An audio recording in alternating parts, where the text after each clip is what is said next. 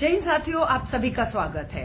कांग्रेस, भारतीय राष्ट्रीय कांग्रेस देश की राष्ट्रीय पार्टी, विपक्षी पार्टी है। उसकी नेता श्रीमती सोनिया गांधी जी ने पूरी जिम्मेदारी के साथ एक पत्र देश के करोड़ों युवाओं के नाम लिखा है। उसमें अपील की है कांग्रेस अध्यक्ष द्वारा कि शांति बनाए रखें। इस लड़ाई में जो अन्याय की लड़ाई है उसमें हम पूरी तरह से देश के करोड़ों युवाओं के साथ खड़े हैं और हम तब तक खड़े हैं जब तक अग्निपथ, सेना भर्ती ये योजना केंद्र की सरकार वापस नहीं ले लेती, क्योंकि यही देश का करोड़ों युवा चाहता है। हम तब तक उनके साथ खड़े हैं इस मांग के साथ कि इस योजना को वापस लिया जाए। वहीं कांग्रेस के महासचिव केसी वेणुगोपाल जी ने भी पार्लियामेंट की स्टैंडिंग कमेटी ऑन डिफेंस को लिखित में लिखा है, लेटर दिया है कि तुरंत स्टैंडिंग कमेटी और डिफेंस की मीटिंग बुलाई जाए, क्योंकि उसे भी विश्वास में नहीं लिया गया। पार्लियामेंट को, सांसदों को, राज्य देश भर में जो राजनीतिक दल है, किसी को भी विश्वास, युवाओं को भी विश्वास में नहीं लिया गया, कभी चर्चा नहीं गई और ये थोप दिया गया है। हम ये चाहते हैं ये योजना वापस हो, देश के युवाओं को इस योजना के लाभ पूरी सरकार, और अगर हमें भी समझ आ जाए तो हम भी समझाएंगे, और जब देश का युवा इसके लाभ समझ जाए तो दोबारा से इस योजना को आप लागू कर दीजिएगा। लेकिन अभी समय की नजाकत ये कहती है कि चौथा दिन हो गया है, पूरी की पूरी भाजपा सरकार, पूरा का पूरा तंत्र युवाओं को समझाने में विफल रहा है कि इससे क्या लाभ होंगे। प्रियंका गांधी जी ने 29 मार्च 2022 को देश के रक्षा मंत्री राजनाथ सिंह जी को पत्र लिखा था। तब भी उन्होंने मांग की थी कि वायुसेना की जो भर्तियां खुली हैं, जिसके इम्तिहान हो चुके हैं, जिसके परिणाम आने हैं और जिसकी भर्ती अभी तक नहीं हो पाई है, उसे चालू किया जाए। तब भी देश के रक्षा मंत्री ने यह नहीं बताया कि ऐसी कोई अग्निपथ भर्ती योजना लाई जा रही है। आपत्ति इस पे नहीं है कि उम्र 17.5 से 21 थी, उसके बाद फिर बदलाव किए गए तो 23 साल अपर एज लिमिट कर दी गई कि अब 17.5 से 23 साल वाला युवा इस अग्निपथ सेना भर्ती में हिस्सा ले सकता है। अब विवाद था 4 साल के अंदर, मात्र 4 साल के अंदर आप उसे रिटायर कर रहे हैं, यानी कि 17.5 साल का युवा कितने साल में रिटायर हो जाएगा? 21.5 साल में वो रिटायर हो जाएगा। नंबर 1 विवाद इस पे है। और जो युवा 23 साल का है वो 27 साल में रिटायर हो जाएगा।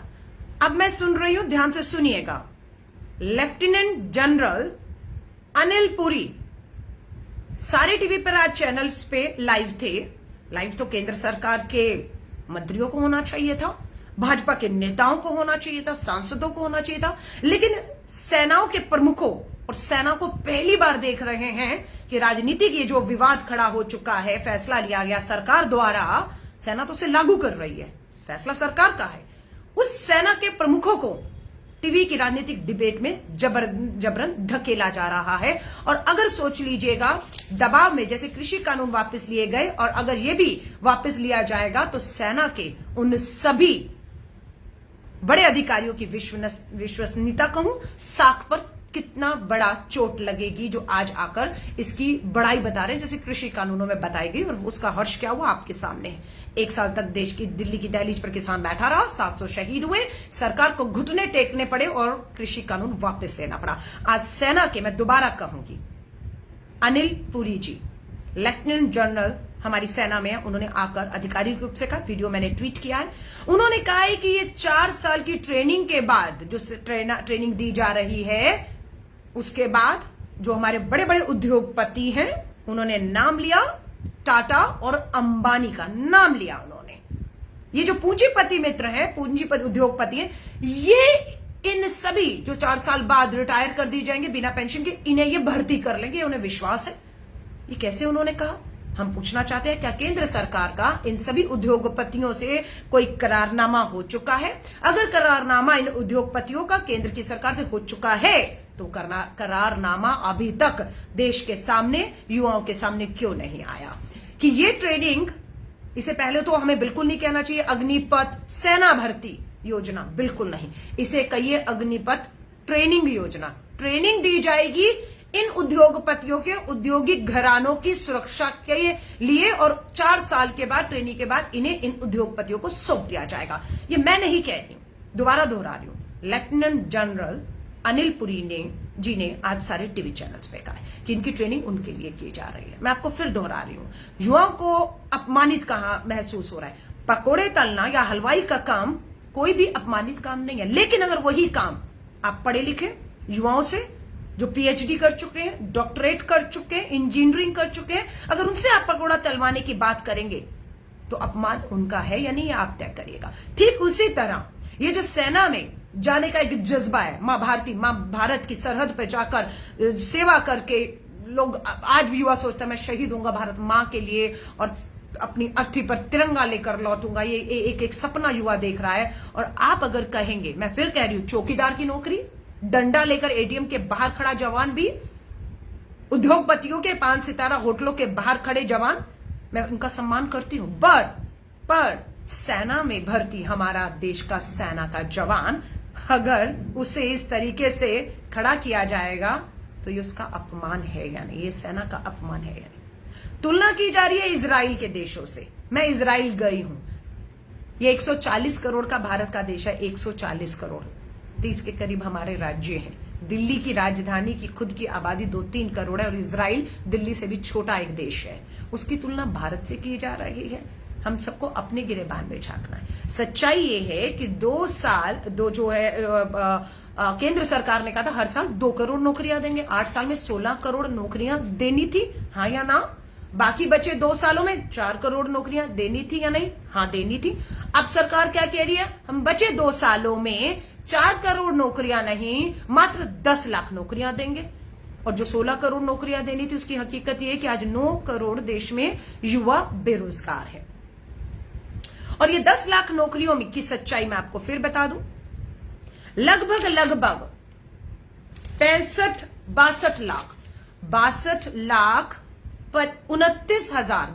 लाख 29 हजार सरकारी पद केंद्र और राज्य सरकारों में खाली पड़े हुए हैं। ये युवा बार बार मांग कर रहा है कि ये जो सरकारी नौकरियों में रिक्तियां हैं 62,29,000 उसे भरा जाए। पूछना चाहती है ये जायज मांग है या उनकी नहीं, आप तय करिए। सेना के अंदर जो 2,55,000 नौकरियां खाली हैं, पक्की नौकरियां, उसे भरे जाना चाहिए या नहीं। अभी मैं डिबेट्स में थी एनडीटीवी में, सुन लीजिएगा, अभी उन्होंने यूट्यूब पे अपना पूरा डिबेट डाल दिया होगा। बीजेपी के नेताओं ने साफ उसमें स्वीकार लिया है कि अब पक्की भर्तियां जो 3 साल से रुकी हुई थी वो अब नहीं होंगी। सेना के अंदर 2,55,000 के करीब जो भर्तियां रिक्तियां खाली थी अब वो नहीं होंगी, क्योंकि उसी की जगह पर ये अग्निपथ सेना भर्ती योजना 4 साल के लिए रिटायर, उसके बाद कोई पेंशन नहीं, वो लागू कर दी गई है।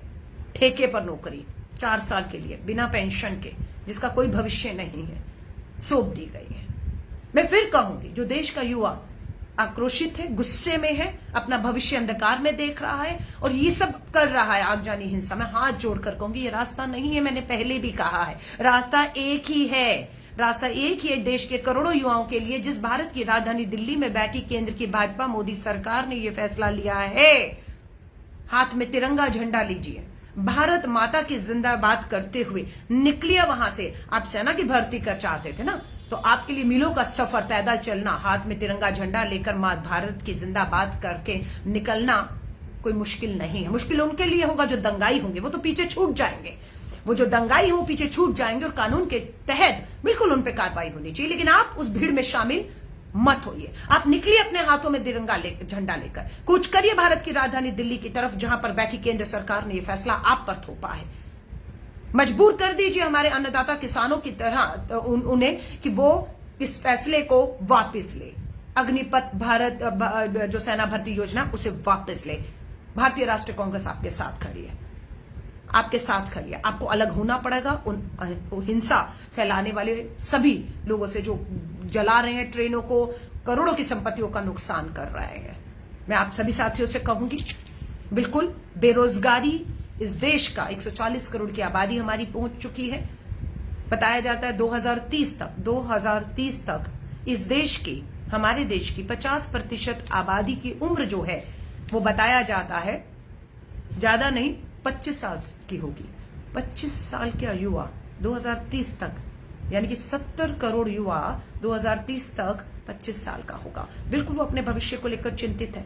ये सरकार जुमलेबाजी में व्यस्त है। दुख की बात है कि देश के प्रधानमंत्री नरेंद्र मोदी जी कल हिमाचल में अपना चुनावी प्रचार प्रसार कर रहे थे और आज गुजरात में अपना पूरी तरह से मीडिया में छाए हुए हैं, लेकिन एक भी बयान पूरे देश में जो आगजनी हो रही है, युवा क्रोशित है, गुस्से में है, उनके लिए एक भी संदेश उन्होंने अपनी जिम्मेदारी को समझते हुए नहीं दिया है।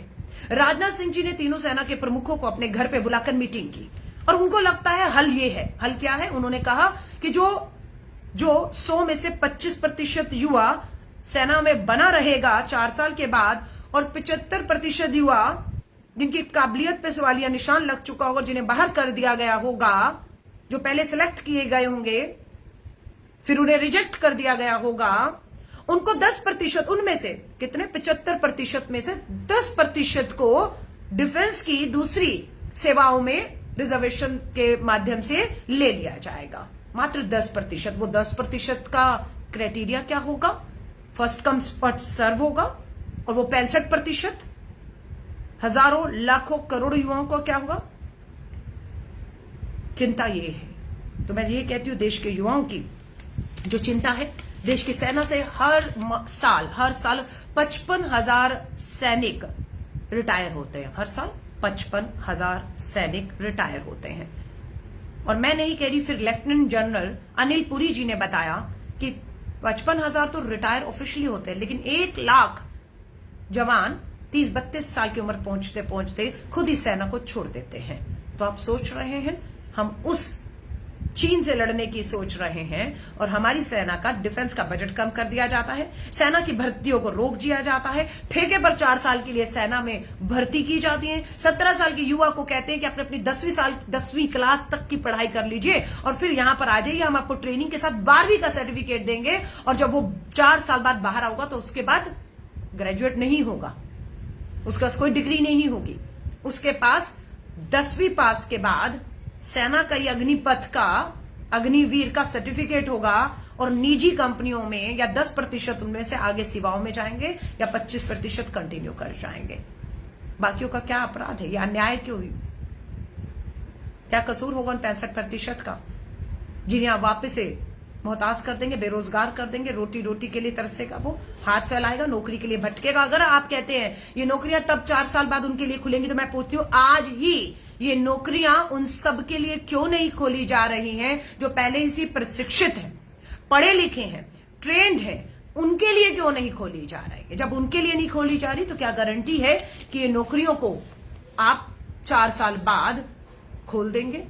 15 लाख सबके बैंक में आएगा, काला धन आएगा। सच्चाई ये है कि स्विस बैंक के आंकड़े दोबारा अभी आया 2 दिन पहले कि स्विस बैंक में काला धन पहले से 50% बढ़ गया है। जाली नोट 50%, आरबीआई के आंकड़े आए हैं, है ना। ये 15 लाख देने का जुमला था और अब कहते हैं 20 लाख देंगे। यानी कि जिस 17, 18, 19, 20 साल के जवान को आप हर महीने 21,000 देंगे, वो अपना कर्ज चुकाएगा, घर का पेट पालेगा, या आप उसको भी कह रहे हैं कि वो कुछ नहीं करेगा, ना कर्ज चुकाना है उसको, ना घर का रोजी रोटी चलानी है, वो 21,000 हर महीने 4 साल तक जोड़ेगा और उसके बाद आप भी उसको 10 लाख देंगे तो वो आपके लिए 20 लाख बन जाएगा और उससे वो कुछ करेगा। क्या क्या तर्क है ये? तो मैं आप सभी युवा साथियों से कहूंगी, अपील करिए, उन करोड़ों युवाओं से अपील करिए शांति की। ये देश हमारा है, ये देश की संपत्तियां हमारी हैं। अलग बात है देश के प्रधानमंत्री जी ने इस देश को कभी अपना नहीं समझा, यहाँ की संपत्तियों को, विरासतों को अपने नहीं समझा, इसलिए अपने ही पूंजीपति मित्रों के हाथ में इन निजी संपत्तियों को एक के बाद एक नीलाम कर दिया। निजीकरण तक, रेलवे, हवाई जहाज, LIC निजीकरण तक समझ आता था, पर अब सेना में भी ठेकेदारी पर भर्तियां होंगी, 4 साल के लिए भर्तियां होंगी और उसके बाद इन्हें अपने पूंजीपति मित्रों के औद्योगिक घरानों की रखवाली के लिए उन्हें सौंप दिया जाएगा, जिसकी कोई गारंटी नहीं है। क्योंकि ये तो अभी फिर मैं जानकारी दे रही हूं, इसी साल 8,000 बड़े बड़े अदानी अंबानी पूंजीपति बड़े मित्रों को छोड़ दीजिए, वो तो 1,000 करोड़, अडानी जी 1,000 करोड़ एक दिन का कमा रहे हैं, उन्हें छोड़ दीजिए। लेकिन सच्चाई है कि 8,000 बड़े उद्योगपतियों ने अप्लाई कर दिया है कि वो देश को इसी साल 8,000 उद्योगपति देश छोड़कर जाना चाहते हैं, क्योंकि उन्हें इस देश में अपने उद्योग का कोई भविष्य नहीं दिख रहा। आप सोच रहे हैं अगर 8,000 उद्योग सिर्फ एक ही साल में बंद हो गए, यहां से पैक करके दूसरे देशों में जाने की सोच रहे हैं, तो बेरोजगारी क्या होगा, ये आप सोचिएगा इसकी गंभीरता को। कि देश की सरकार गंभीर नहीं है, देश के प्रधानमंत्री गंभीर नहीं है। वो आज भी अपने राजनीतिक चुनाव प्रचार प्रसार में, अपनी टीआरपी में अपने आप को चमकाने में लगे, वरना देश का प्रधानमंत्री इतने गैर जिम्मेदाराना कैसे हो सकते हैं कि देश जल रहा हो और वो प्रधानमंत्री जी आगे आकर एक भी अपील ना कर रहे हों। कांग्रेस के अध्यक्षा श्रीमती सोनिया गांधी जी इस समय अस्पताल में हैं, लेकिन अखबारें और टीवी में लगातार देश को जलते हुए देखते हुए, चिंता जाहिर करते हुए, अपनी जिम्मेदारी को समझते हुए पत्र लिखकर देश के युवाओं से शांति की अपील की है और उन्हें कहा है कि बिल्कुल हम आपके साथ हैं। हम बिल्कुल इस तरह की सेना में निजी तौर पर ठेकेदारी पर भर्तियों का समर्थन नहीं करते। और कल 19 तारीख 11 बजे जंतर मंतर भारत की राजधानी दिल्ली में 19 जून को सारी कांग्रेस की नेता सत्याग्रह करेंगे, करोड़ों देश के युवाओं के समर्थन में सत्याग्रह करेंगे और केंद्र की सरकार से मांग करेंगे कि बिना समय गवाए तुरंत इस योजना को, अग्निपथ सेना भर्ती योजना को वापस लें, युवाओं से और राजनीतिक दलों से संवाद स्थापित करिए और उसके बाद लोकतांत्रिक तरीकों से इस योजना को सहमति बने तो लागू करिए। लेकिन इस देश पर आपके फैसले एक के बाद एक जो आप थोपते चले आए हैं वो हम थोपने नहीं देंगे। सीएए आपने थोपा, लोगों को समझ नहीं आया। आप बुद्धिमान थी सरकार हमारी। आपके यहां जीएसटी आया तो व्यापारी को समझ नहीं आया। यहां पर अगर आपने नोटबंदी थोपी तो देश के गरीब मजदूर को समझ नहीं आया। आपने तालेबंदी थोपी तो फिर दोबारा देश के करोड़ों लोगों को उसका फायदा नहीं समझ आ पाया। आज अग्निपथ योजना करोड़ों देश के युवाओं को समझ नहीं आ रही। सारी बुद्धिमानी तो इस देश की सरकार में बसी हुई है। बस देश ही ना समझ है, जिसे कुछ समझ नहीं आता और हर बार एक विवाद खड़ा होता है और सरकार माफी वीर बनकर आगे आके माफी वीर के देश का नुकसान हो चुका होता है, समय बर्बाद हो चुका होता है, फिर अपने कदम पीछे लेती है। ये हमने पहले भी देखा और इस बार भी वही होगा। आप देख लीजिएगा, केंद्र की सरकार इन करोड़ों युवाओं के साथ जो अन्याय हो रहा है, उनके भविष्य को ताक पे रखा जा रहा है। आप देखिएगा, ये सरकार इस बार भी माफी मांगेगी, कदम पीछे लेगी, अग्निपथ सेना भर्ती योजना वापस लेगी। लेकिन बेहतर होगा समय रहते, बिना समय गवाए, बिना देश का नुकसान किए हुए ये अगर फैसला आज और अभी ले लिया जाए तो बेहतर होगा। तो आप सभी साथियों से कहूंगी, अपील करिए देश के करोड़ों युवाओं से जो सड़कों पर हैं, उनकी चिंताएं हैं, गलत कदम उठा रहे हैं। हरियाणा में एक युवा ने गलत कदम उठाया और भी राज्यों से इस तरह की खबरें आ रही हैं कि युवा अब हताश और निराश हो चुका है, क्योंकि उसे लगता है कि मेरी 21 साल की उम्र पहले इन्होंने कहा तो उसकी 22 हो चुकी थी। वो चिंतित था और गलत कदम उठा दिया। बाद में सरकार ने उसकी उम्र को 23 कर दिया। अब जो 23 साल पूरे करके एक दिन का भी हो गया, अब उससे भी चिंता है कि मेरा भविष्य अब सेना में नहीं, अब मैं मां भारती की सेवा के लिए सेना में नहीं जा सकता, सरहद पे नहीं जा सकता, इस देश की सेवा नहीं कर सकता। उसका सेना में जाने का सपना अब चकनाचूर हो चुका है। जो सदियों से एक अपना सपना लेकर बैठा था कि मैं देश की सेना में जाऊंगा, सरहद पे जाकर इस देश की सुरक्षा के लिए लड़ूंगा, उन सबके सपनों को चकनाचूर कर दिया है। और आप सभी से कहूंगी, ताकत बनिए, शांति की अपील करिए, साथ में उनके खड़े रहिए जब तक केंद्र की सरकार इस अपने फैसले को, अपने कदम को वापस नहीं ले जाती। मैं आप सभी साथियों का धन्यवाद करती हूँ और उम्मीद करती हूँ ये वीडियो मात्र इसलिए शेयर करेंगे कि हमारी आवाज उन करोड़ों युवाओं तक, देश के कोने कोने तक पहुंच सके और वो गलत कदम ना उठाएं। जय हिंद, जय भारत।